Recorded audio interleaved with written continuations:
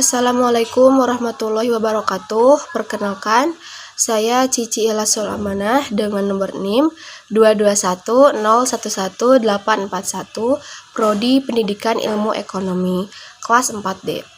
Saya membuat video ini bertujuan untuk memenuhi tugas dari mata kuliah Perilaku Organisasi dengan dosen pengampu Ibu Latifatul Rahmah, SEMM. Saya akan menjelaskan mengenai persepsi individu dan pengambilan keputusan. Yang pertama adalah pengertian dari persepsi. Persepsi atau perception adalah proses pemahaman atau pemberian makna terhadap suatu informasi yang ditemukan dari stimulus. Dan stimulus didapatkan dari proses penginderaan terhadap objek, peristiwa, atau kejadian-kejadian selanjutnya yang akan diproses oleh otak. Persepsi itu penting bagi perilaku organisasi karena perilaku orang-orang itu didasarkan pada persepsi mereka masing-masing. Ada juga pengertian persepsi menurut para ahli. Yang pertama dari Robbins, persepsi adalah suatu proses yang ditempuh oleh setiap individu untuk mengorganisasikan dan menafsirkan kesan indera kita agar memberi makna kepada lingkungan kita. Lalu, persepsi menurut Jalaluddin Rahmat adalah pengalaman tentang objek, peristiwa, atau hubungan-hubungan yang diperoleh dengan menyimpulkan informasi dan menafsirkan pesan. Lalu selanjutnya bagian yaitu faktor-faktor yang mempengaruhi timbulnya persepsi. Ada dua faktor. Yang pertama itu faktor internal. Persepsi dipengaruhi oleh faktor internal, yaitu faktor dalam diri individu yang meliputi beberapa hal. Yang pertama adalah fisiologis, yaitu informasi itu masuk melalui indera dengan informasi yang dihasilkan memengaruhi dan melengkapi upaya untuk memahami lingkungan. Contohnya itu adalah mata kita itu minus dan kita tidak memakai kacamata dan juga lensa, maka kita itu akan cenderung lemah dalam mempersepsikan atau menilai peristiwa atau objek yang ada di sekeliling kita. Yang kedua ada perhatian atau atensi. Kemampuan indera kita untuk mempersepsi tiap orang berbeda-beda, sehingga interpretasi terhadap lingkungan juga bisa berbeda. Manusia membutuhkan sejumlah energi untuk memperhatikan atau memusatkan perhatian pada bentuk fisik dan mental suatu objek. Persepsi suatu objek bervariasi tergantung pada seberapa banyak energi perseptual atau kewaspadaan diarahkan ke persepsi. Lalu kewaspadaan perseptual adalah kecenderungan seseorang untuk memperhatikan jenis rangsangan tertentu, bisa dikatakan juga sebagai minat. Contohnya itu, misal mungkin suatu hal itu terlihat menarik oleh kita, tetapi oleh teman kita itu belum tentu menganggap hal itu menarik. Maka kita akan melihat satu hal ini dengan intens dan akan mempersepsikan hal itu lebih banyak dan lebih dalam. Dan sementara teman kita yang tidak memiliki minat di hal itu, maka teman kita itu hanya melihatnya dengan sekilas. Lalu yang ketiga adalah kebutuhan. Faktor ini dapat dilihat dari seberapa keras individu mencari suatu objek atau pesan yang diyakini dapat memberikan jawaban. Contohnya, ketika kita itu sedang kuliah, lalu kita merasa butuh materi kuliah yang disampaikan oleh dosen, maka kita akan memperhatikan materi tersebut Akhirnya kita akan mempersepsikan apa yang disampaikan dosen secara lebih dalam. Lalu yang keempat adalah pengalaman dan ingatan. Pengalaman itu dapat dikatakan tergantung pada ingatan, dalam arti sejauh mana seseorang dapat mengingat kejadian-kejadian lampau untuk mengetahui suatu rangsangan. Lalu yang kelima adalah suasana hati. Suasana hati itu dapat mempengaruhi timbulnya persepsi kita. Keadaan emosi itu mempengaruhi perilaku seseorang. Mood ini menunjukkan bagaimana perasaan seseorang pada waktu yang dapat mempengaruhi bagaimana seseorang itu dalam menerima, bereaksi, dan mengingat. Contohnya itu, kita mengikuti mata kuliah, tetapi saat itu kita sedang tidak mood, sehingga kita tidak bisa menangkap materi dari dosen dengan baik. Jadi, persepsi kita terhadap materi yang disampaikan dosen itu cenderung buruk dan kurang. Selanjutnya ada faktor eksternal yang mempengaruhi persepsi, merupakan karakteristik dari lingkungan dan objek-objek yang terlibat di dalamnya. Elemen-elemen tersebut dapat mengubah sudut pandang seseorang terhadap dunia sekitarnya dan mempengaruhi bagaimana seseorang merasakannya atau menerimanya. Sementara itu, faktor-faktor eksternal yang mempengaruhi persepsi adalah yang pertama itu ukuran dan penempatan objek. Faktor ini menyatakan bahwa semakin besarnya hubungan suatu objek, maka semakin mudah untuk dipahami. Contohnya itu, misal benda yang ukurannya lebih besar akan mudah kita persepsikan dibandingkan dengan benda yang berukuran kecil. Lalu yang kedua itu ada warna dan objeknya. Objek-objek yang mempunyai cahaya lebih banyak akan lebih mudah dipahami dibandingkan dengan yang memiliki cahaya sedikit. Contohnya itu si A memakai baju warna kuning cerah, sedangkan yang lainnya itu memakai baju hitam, biru dongker, atau coklat tua, atau abu tua. Maka orang lain ini akan mudah melihat si A yang memakai baju warna kuning terang daripada mereka yang memakai baju warna gelap atau netral. Selanjutnya yang ketiga adalah keunikan dan kontrasan stimulus. Stimulus luar yang penampilannya beda dengan sekeliling dan latar belakangnya yang sama sekali di luar dengan individu yang lainnya akan banyak menarik perhatian. Contohnya, misal di dalam kelas itu kebanyakannya itu adalah pendiam, tapi ada satu orang yang heboh, yang banyak tingkah, yang pecicilan, maka itu akan mudah dipersepsi, mudah dinilai dinilai itu baik ataupun buruk. Selanjutnya yang keempat, intensitas dan kekuatan dari stimulus.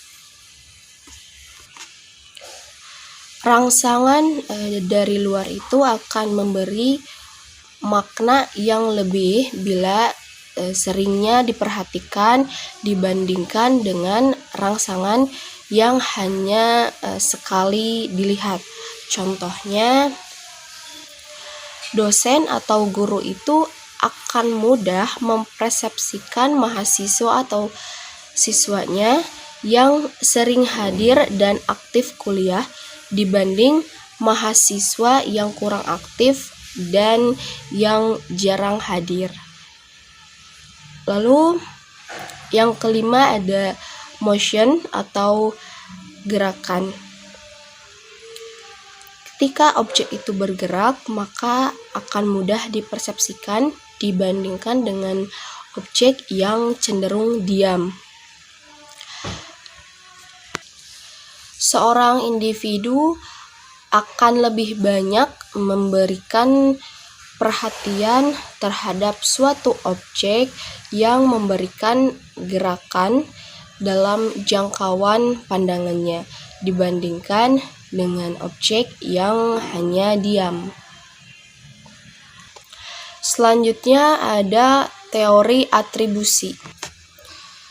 Teori atribusi atau attribution teori adalah teori yang menjelaskan cara-cara kita menilai orang dengan berbeda, tergantung kepada pengertian yang kita atribusikan pada sebuah perilaku.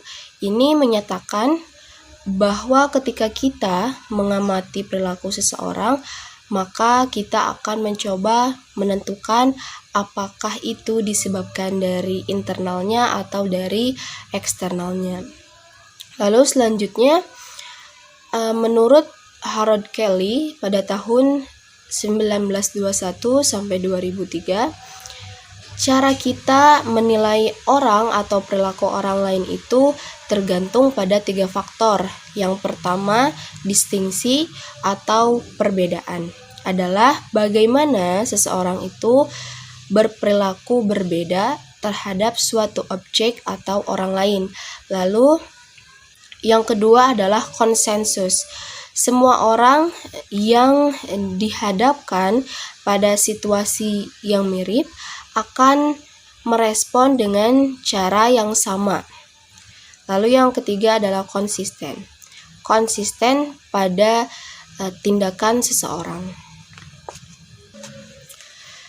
Perilaku yang disebabkan dari internal adalah kendali perilaku pribadi. Lalu perilaku yang disebabkan dari eksternal adalah situasi yang kita bayangkan yang memaksa individu itu untuk melakukannya.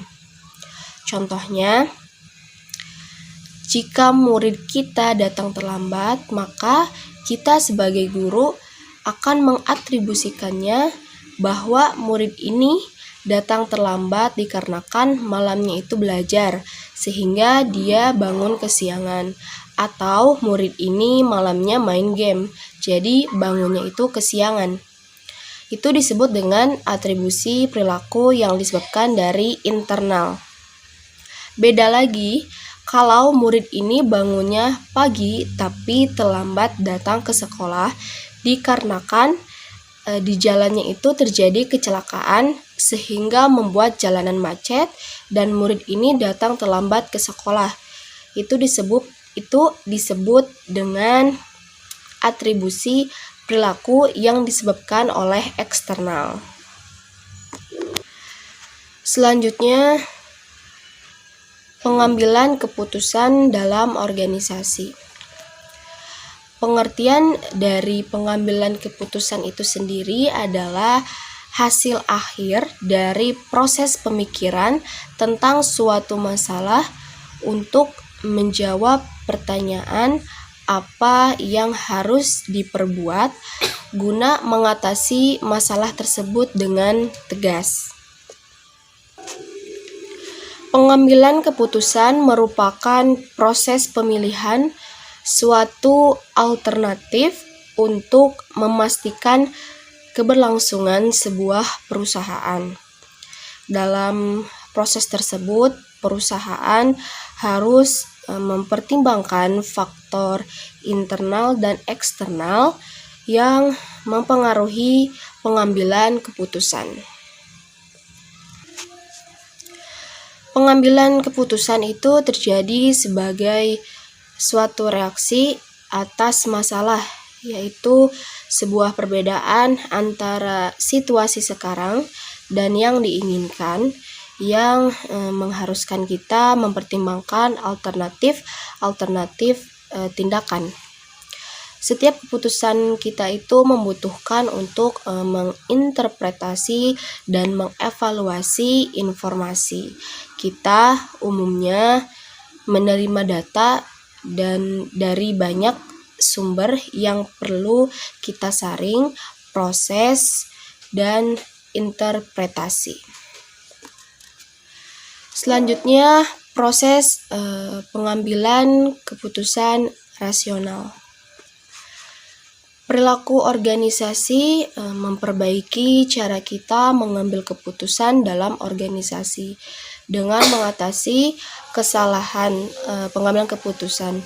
Lalu pengambilan keputusan dalam organisasi itu dapat dikelompokkan menjadi 3 model. Yang pertama, model rasional, yang kedua model rasionalitas terbatas, dan yang ketiga adalah intuisi. Nah, yang sekarang ini adalah proses pengambilan keputusan rasional. Pengambilan keputusan itu harus membuat pilihan yang memaksimalkan nilai konsisten dalam batas-batas tertentu. Ada 6 langkah dalam pengambilan keputusan yang rasional. Yang pertama, menetapkan masalah. Yang kedua, mengidentifikasi kriteria keputusan. Yang ketiga, mengalokasikan bobot pada kriteria. Yang keempat, mengembangkan alternatif. Yang kelima, mengevaluasi alternatif. Dan yang keenam, memilih alternatif. Pengambil keputusan dapat memproduksi gagasan-gagasan baru yang bermanfaat. Selain itu, juga memungkinkan kita untuk lebih menghargai dan memahami masalah, termasuk masalah yang tidak dapat dilihat oleh orang lain. Aspek pengambilan keputusan itu ada 2 menurut Triono 2012, yaitu yang pertama, aspek pengetahuan adalah kemampuan untuk mengidentifikasikan masalah. Seorang pemimpin, leader, atau bahkan personal ketika mengambil sebuah keputusan harus mempunyai pengetahuan dulu atau sesuatu yang diketahui mengenai suatu hal. Misalnya, Tara adalah ketua himpunan mahasiswa yang diperintahkan untuk melaksanakan studi banding di luar kota. Maka Tara itu harus mempunyai pengetahuan terkait apa saja yang harus dipersiapkan dalam studi banding. Tara itu harus mencari tahu dulu tentang tujuan dari studi banding itu apa, lalu manfaatnya apa, tempat yang akan dituju untuk studi banding itu seperti apa. Tara ini harus banyak pengetahuannya sehingga ketika Tara mengambil keputusan tidak salah. Perlu diingat, jangan mengambil keputusan ketika minim pengetahuan. Harus mencari pengetahuan dan referensi sebanyak-banyaknya sehingga kita mempunyai banyak pengetahuan dan akhirnya kita bisa mengambil keputusan secara baik dan benar. Yang kedua ada aspek kreativitas, yaitu kemampuan untuk menentukan alternatif kemungkinan adalah memecahkan masalah. Ketika kita menjadi seorang leader atau personal dan harus mengambil keputusan, lalu memiliki beberapa alternatif pilihan yang ditawarkan. Misalnya, memilih di antara pilihan A, B, C, D. Beberapa pilihan ini harus benar-benar dianalisis dulu. Misal, menganalisis plan A, tapi hasilnya itu tidak bisa digunakan. Lalu kita menganalisis plan berikutnya. Sehingga dari analisis tersebut, kita bisa menganalisis suatu keputusan. Selanjutnya ada hubungan antara persepsi dan pengambilan keputusan. Setiap individu yang mengambil keputusan merupakan pilihan yang dibuat dari dua atau lebih alternatif. Oleh karena itu, pengambilan keputusan merupakan bagian penting dari perilaku organisasi. Tetapi, cara individu mengambil keputusan dan kualitas pilihannya itu sangat dipengaruhi oleh persepsi mereka masing-masing. Selanjutnya, pengambilan keputusan individual itu baik di tingkat atas maupun bawah merupakan suatu bagian yang penting dari perilaku organisasi. Perlu diperhatikan bahwa setiap keputusan itu menuntut penafsiran dan evaluasi terhadap informasi. Karena itu, data yang diterima perlu disaring, diproses, dan ditafsirkan. Misalnya, data mana yang relevan dan tidak relevan. Sehingga dapat ditarik kesimpulan bahwa persepsi itu cara pandang seseorang terkait dengan hal-hal yang dilihat, hal-hal yang muncul di sekitar kita, atau disebut dengan cara pandang kita terhadap orang lain atau suatu hal. Lalu, pengambilan keputusan adalah hasil akhir dari pemecahan masalah yang dihadapi dengan tegas, dan hubungan antara persepsi dan pengambilan keputusan adalah dua hal yang saling berkaitan. Persepsi yang akurat dan jelas dapat memengaruhi pengambilan keputusan yang baik. Sekian penjelasan dari saya mengenai persepsi individu dan pengambilan keputusan. Terima kasih. Mohon maaf bila banyak kekurangan dalam penyampaian materi dan banyak kekurangan dalam materi di dalamnya. Terima kasih. Wallahul muwaffiq ila aqwamit thoriq. Wassalamualaikum warahmatullahi wabarakatuh.